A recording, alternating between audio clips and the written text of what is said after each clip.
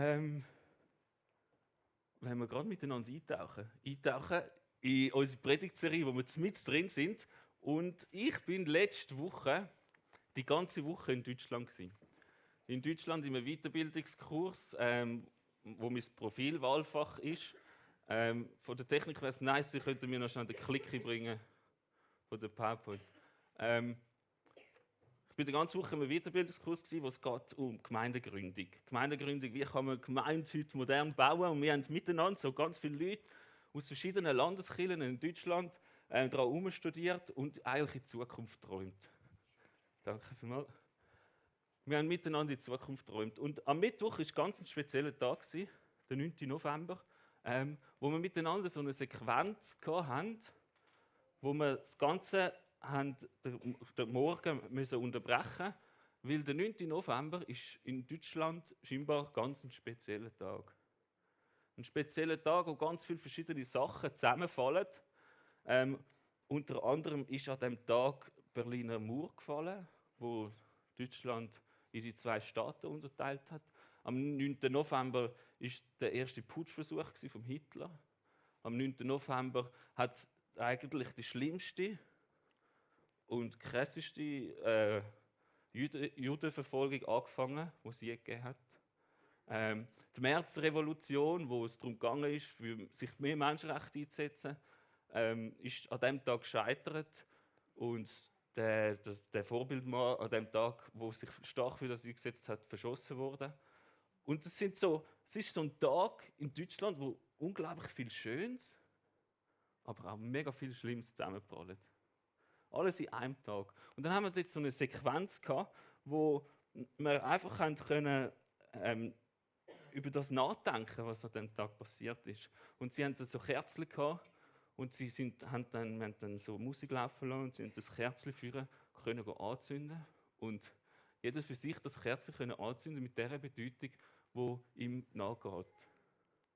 Und in dem Moment, wo die Leute führen gegangen sind, ist für mich so ein Mühe von Versöhnung und Vergebung spürbar gewesen. Versöhnung und Vergebung mit einer Sehnsucht nach Frieden dieser Welt. Und das sind so Momente, die mich einmal mega berühren. Versöhnung und Vergebung in Familien, aber auch gesellschaftlich oder national, mit dieser Sehnsucht nach dem Frieden. Das ist etwas, was mich unglaublich berührt. Ich weiß nicht wieso, ob das schon immer so war oder nicht, ich habe mich das gefragt. Aber trotzdem habe ich irgendwie das Gefühl, Versöhnung und Frieden und Versöhnung und Vergebung und die Sehnsucht nach dem Frieden ist irgendwie tief in mir veranlagt. Und in dieser Predigtserie, genau das wäre noch Berliner Mauer, geht es ja ein bisschen darum, neuer Mensch. Wenn also ein Mensch zu Christus gehört, ist dann schon eine neue Schöpfung. Was er früher war, ist vorbei. Etwas ganz Neues hat begonnen. Und ich habe mich dann gefragt, ja, seit ich jetzt an Jesus glaube, ist echt das extremer geworden, die Sehnsucht nach Frieden? Oder ist die Sehnsucht nach Frieden schon vorher da gewesen? Und ich bin mir nicht so sicher gewesen, was es jetzt genau ist. Aber ich weiß auch nicht, ob es so darauf ankommt. Aber es geht heute um den neuen Mensch, um die Vergebung und Versöhnung. Und was vielleicht als allererstes wichtig ist, das Thema, es ist ja etwas, wo eigentlich schon mit mir und dem Gegenüber zu tun hat. Aber in erster Linie geht es schon eigentlich um das, was wir selber verändern können. Das Gegenüber können wir nicht verändern. Aber wo wir daran arbeiten können, ist an uns selber. Und so wollen wir gerade miteinander in den Bibeltext eintauchen und es miteinander lesen. Die die Bibel dabei haben, dürfen sie ja gerne aufschlagen. Im Kolosser 3, Vers 12 bis 14. Wo steht: So zieht nun an, als die Auserwählten Gottes, als die Heiligen und Geliebten, herzliches Erbarmen, Freundlichkeit, Demut, Sanftmut und Geduld. Und ertrage einer den anderen und vergebt euch untereinander. Wenn jemand Klage hat gegen den anderen, wie der Herr euch vergeben hat, so vergebt auch ihr. Über alles aber zieht an die Liebe, die da ist, das Band der Vollkommenheit. Und das wenn wir wirklich vor den Vers anstellen, was ich vorher gesagt habe, hey, das Gegenüber können wir nicht groß verändern. Aber an was wir schaffen können, ist uns selber. Und das spricht auch mega der Vers irgendwie dort rein, wo für mich gerade mega wichtig geworden ist, in Matthäus 7,3, was heißt: Warum siehst du den Splitter im Auge deines Bruders, aber den Balken in deinem Auge bemerkst du nicht? So wenn wir wirklich Augenfokus legen auf dein persönliche Leben und auf dich selber. Und um das geht es jetzt. Was bedeutet Versöhnung und Vergebung für dich? Und wir gehen durch, Vers für Vers, von dieser Textstelle genau und fangen gerade beim 12 an. Ich lese es nochmal vor. So zieht nun an, als die Auserwählten Gottes, als die Heiligen und Geliebten, herzliches Erbarmen, Freundlichkeit, Demut, Sanftmut und Geduld. Vielleicht noch ganz kurz, so das Auserwählten Gottes ist etwas, die Heiligen und Geliebten ist etwas, wo immer mega viel für Verwirrung stiftet. Wo vielleicht auch nicht alle ganz gleich verstehen. Für mich ist es aber ganz klar und ganz einfach. Weil für mich sind die Auserwählten Gottes einfach die an Jesus glauben. Weil die Auserwählung und deine Entscheidung, sagen, ich möchte an Jesus glauben, das spielt ineinander hinein. Sobald du sagst, ich glaube an Jesus, tut er dich auserwählen. Also es sind zwei Sachen, die verknüpft sind miteinander. Es ist nicht etwas, wo allein steht, wo Gott allein sagt, ich tue dich auserwählen und darum musst du nachher glauben. Sondern aufgrund von deiner Entscheidung tut Gott dich auserwählen. Also ganz einfach, auserwählter Gottes, Heilige und Geliebte, bist du, wenn du an Jesus glaubst. Und es heisst ja, was lustig ist, wir sollen das anlegen. Und dann habe ich mir so überlegt, ob ich jetzt so verschiedene Schilder machen soll, so mit Liebe und Geduld und so, und mir die umhängen und so, und dann so umeinander laufen und dann halt so ein bisschen in der Gesellschaft, so ein bisschen alle miteinander. Ich habe jetzt da Liebe und Geduld und so dabei. Aber das ist ja nicht ganz das, was ich sagen will, oder? Sondern es geht viel tiefer. Viel tiefer und trotzdem finde ich es noch krass, dass in der Bibel eigentlich mega viel steht, wir sollen anlegen. Irgendwie ein Bild, wo am Paulus zum Beispiel sehr sympathisch war. Wo er das immer wieder gebraucht hat. Auch im Römer hat er das gebraucht, wir kommen nachher darauf zurück. Die zeigt er sogar, wir sollen Jesus anlegen. Finde ich jetzt noch schwierig. Aber was heisst es eigentlich? Eigenschaften anziehen. Ich glaube, Kleider sind etwas, wo mega viel über uns aussagen. Kleider ist etwas, was wir ganz bewusst auswählen. Und trotzdem geht es nicht um Kleider, sondern, was ich entdeckt habe, im 1. Petrus 3,3-4 steht: Euer Schmuck soll nicht äußerlich sein, mit Haarflechten, goldenen Ketten oder prächtigen Kleidern, sondern der verborgene Mensch des Herzens, unvergänglich mit sanftem und stillem Geist, das ist köstlich vor Gott. Also wir sollen uns eigentlich nicht darum kümmern, was wir anlegen sollen. Es geht nicht um materielle Sachen, sondern es geht um das Herz. Im hebräischen Verständnis ist das Herz nicht einfach nur das Herz, sondern es umfasst dein ganze Wesen. Das Denken, das Fühlen, mit deinen Gefühlen. Früher hat man eben dazu mal mit dem Herz gedacht. Dort sind sie noch nicht ganz so weit gewesen, wie wir heute. Aber darum gehört das auch oft mega nah zusammen, das Herz und das Denken. Und das hat also auch viel mit dem Anlegen, hat also viel damit zu tun, was wir wollen, denken, ein bewusstes Denken. Ein bewusstes Denken. Wenn wir am Morgen aufstehen und entscheiden, welche Kleider wir anlegen sollen, dann tun wir das ja ganz bewusst machen, je nach Anlass. Entsprechend die einen, also wenn es eine Hochzeit gibt, dann legt man ein Hochzeitskleid an und das sagt dann etwas aus. Oder heute gibt es ein grosses Fest. Oder ein Bauarbeiter legt seine orange Bauarbeiterrüstung an und geht auf den Bau, das sagt auch etwas aus. Oder dem steht auch ein Ölfleck super gut. Oder wie auch immer, wir sagen etwas aus mit unseren Kleidern. Und wenn wir jetzt da hineinschauen, dann sollen wir etwas aussagen mit diesen Sachen Erbarmen, Freundlichkeit, Demut, Sanftmut, Geduld. Was heutzutage eigentlich schwierig ist, weil heutzutage will man ja eher so Coolness und Cleverness ausdrücken mit seinen Kleidern. Vielleicht auch, ich bin sehr Manager über mich selber und habe alles im Griff. Oder auch, ich kann mich selber verwirklichen, Selbstverwirklichung. Das drückt man ja alles gerne aus, aber heute, also die Bibel sagt uns, wir sollen probieren, in unserem Sein und Wesen in der Gesellschaft zum Ausdruck bringen, Freundlichkeit, Demut, Sanftmut und Geduld. Und obwohl es vielleicht manchmal nicht so zeitgemäß wirkt, ist es, glaube ich, trotzdem das, was heute Leben ermöglicht und erträglich macht.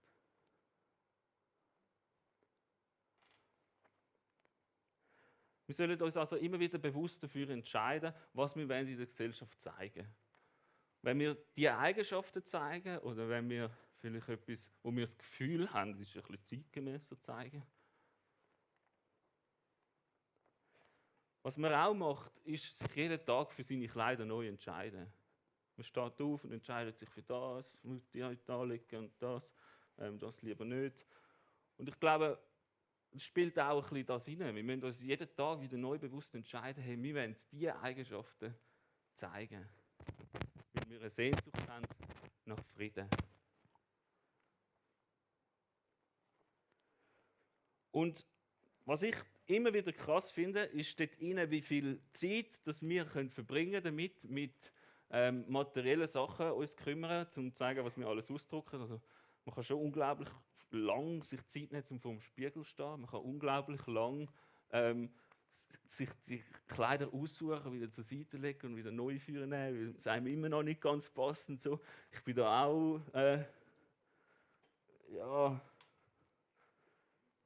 ich kann auch mal am Morgen irgendwie 5 T-Shirts anlegen und bin dann immer noch nicht zufrieden. Und ja, ich weiß auch nicht, man kann unglaublich viel Zeit für die Kleider verbrauchen. Und ich glaube, das steckt auch ein bisschen in dem rein. Wir sollen uns aber auch Zeit nehmen, um uns bewusst zu machen, mit welchen Eigenschaften wir heute in den Tag gehen wollen.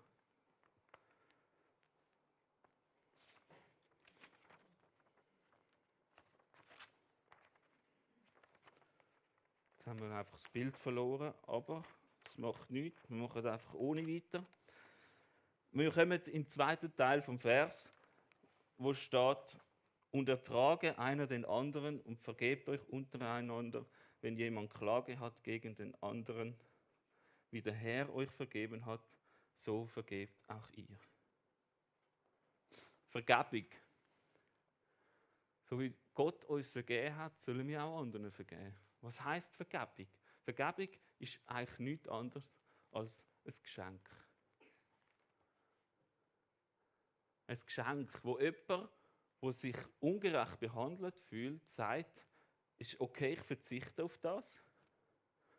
Und ich verzichte auch auf das, was mir eigentlich zusteht. Ich schenke dir das eigentlich.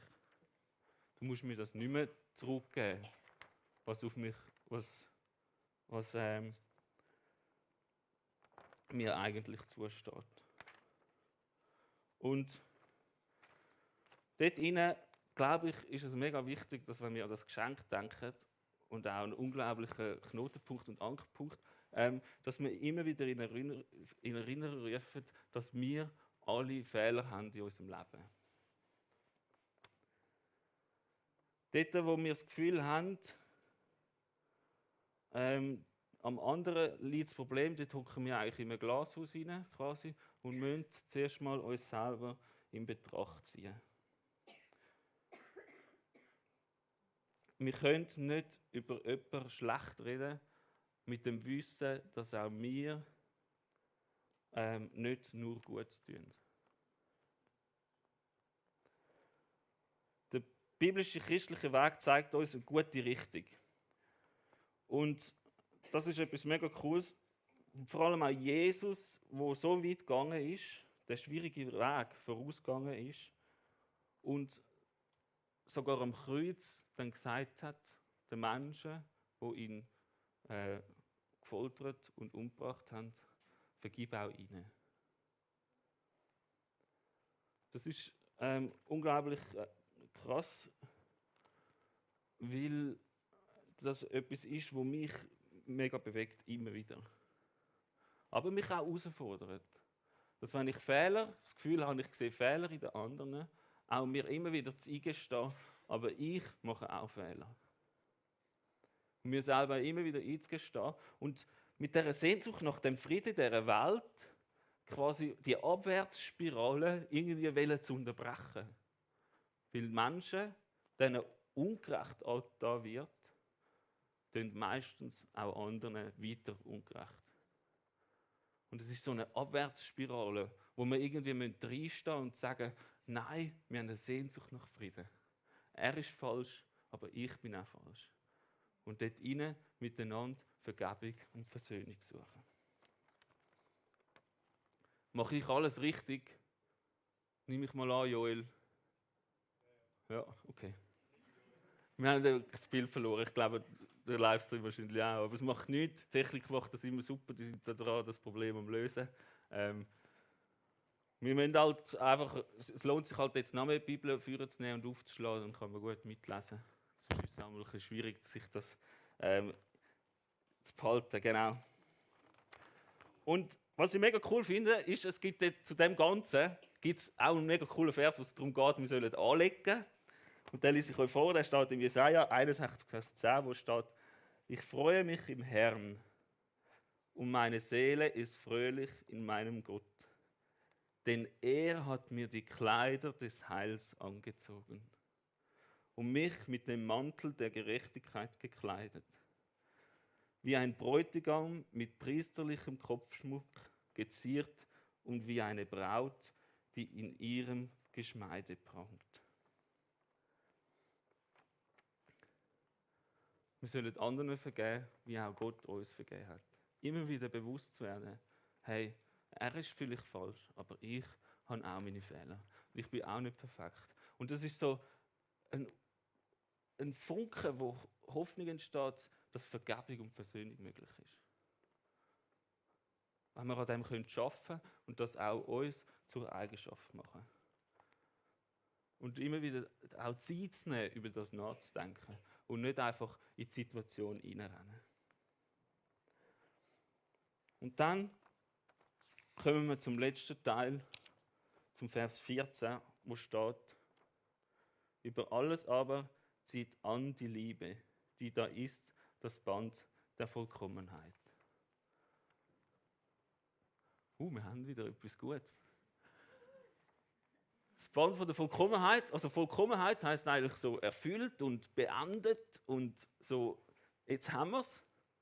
Und das Band ist so ein bisschen eine Kette, eine Schnur, etwas, das etwas zusammenhält.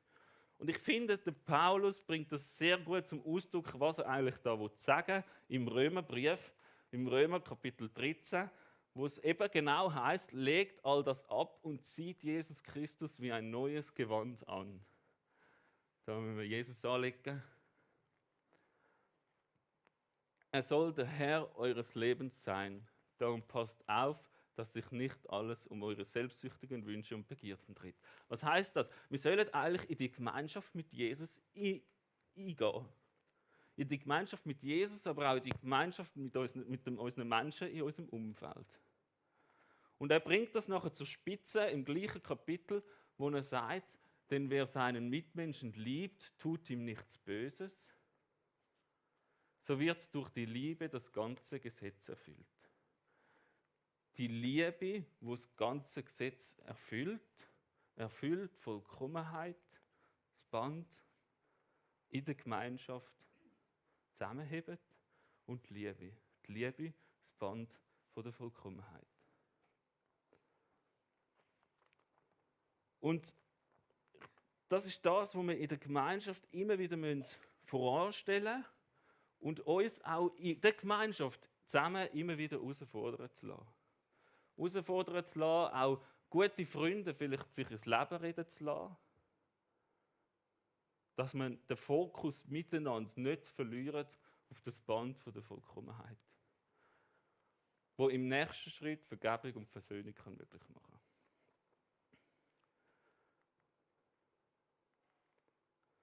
Ich habe für die gerne lesen, eine Literaturempfehlung.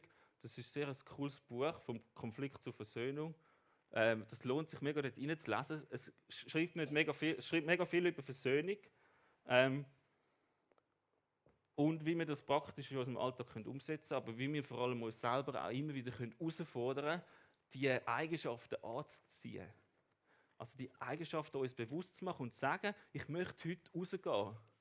Rausgehen in die Welt hinein, an meinen Arbeitsplatz, in mein Studium, dort wo ich bin, mit diesen Eigenschaften. Und dort hinein auch so ein bisschen den Frieden möglich zu machen.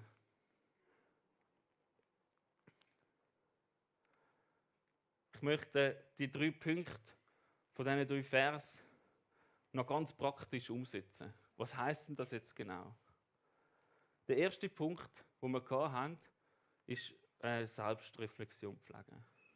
Wir können so viel Zeit brauchen, um uns zu überlegen, wie machen wir unsere Haare heute, wie kleiden wir uns heute ein und was ist unser Stil heute, mit dem wir uns rausgehen. Aber wie viel Zeit brauchen wir wirklich, um mal darüber nachzudenken, hey, mit welchen Eigenschaften will ich heute in die Welt rausgehen und meinen Menschen begegnen.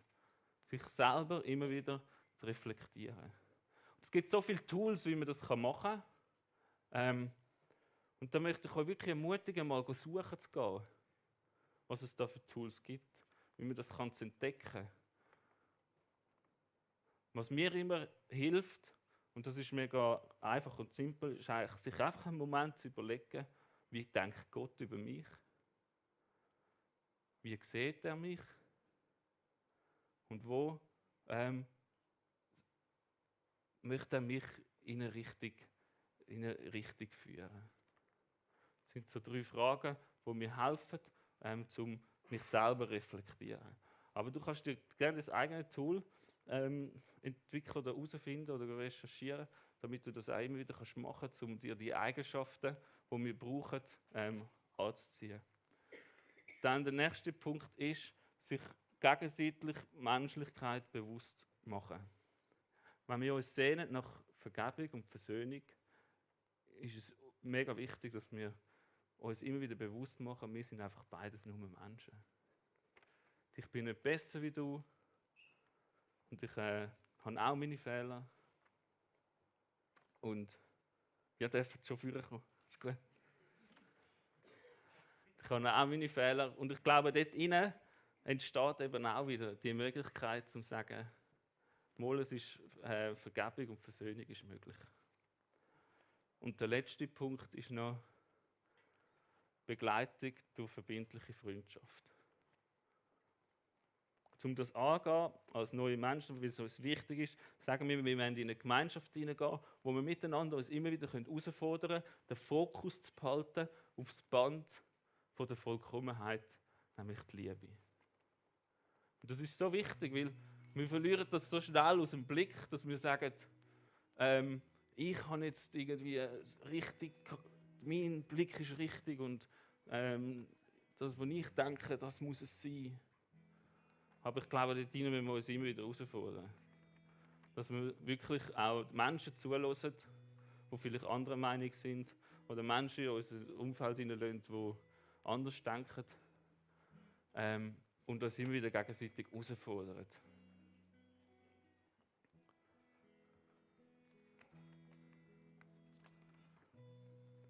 Ich glaube, Versöhnung und Vergebung ist so ein Punkt, wo mit einer gewissen Sehnsucht nach Frieden kann einen unglaublichen Impact haben in unserer Gesellschaft und die Welt verändern. Und es fängt im Kleinen an, in deiner Familie. Wenn deine Tochter dein Auto Schrott fährt oder wenn ihr Streit habt in eurer Ehe, dort hinein, denke ich, kann man mit diesen Punkten, wenn man sich immer wieder selber reflektiert, wenn man sich gegenseitig Menschlichkeit zuschreibt und wenn man sich immer wieder im Fokus nimmt, das Band von der Liebe nicht zu verlieren, dass dann Vergebung und Versöhnung möglich ist. Und das finde ich mega cool und ich hoffe, ihr könnt die Punkte brauchen und ich möchte zum Schluss noch beten. Jesus, ich danke dir, dass du uns das Geschenk gemacht hast von der Vergebung und am Kreuz für uns gestorben bist. Dass wir dürfen wieder in Beziehung, in die Gemeinschaft mit Gott treten und ja, hilf uns immer wieder den Blick und den Fokus zu behalten auf das Band von der Liebe. Dass wir Liebe im Fokus dürfen zu behalten. Dass wir uns aber auch Zeit nehmen dürfen, um die Eigenschaften bewusst in unser Herz zu legen. Und unseren Verstand so zu verändern, dass er prägt sein von Freundlichkeit, von Geduld. Und noch vielen weiteren Eigenschaften, die du uns möchtest mitgeben. Dass wir immer wieder so über uns selber nachdenken und das uns bewusst machen. Und so dürfen die Sehnsucht nicht verlieren, dass Frieden auf dieser Welt möglich sein darf. Amen.